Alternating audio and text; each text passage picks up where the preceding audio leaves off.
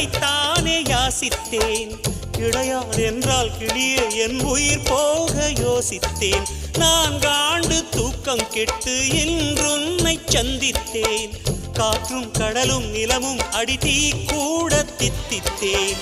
மாணிக்கத்தேரே உனை மலர் கொண்டு பூசித்தேன். என்னை நான் கிள்ளி இது நிஜம்தான சோதித்தேன். இது போதுமே இது போதுமே இனி என் கால்கள் வான் போகுமே.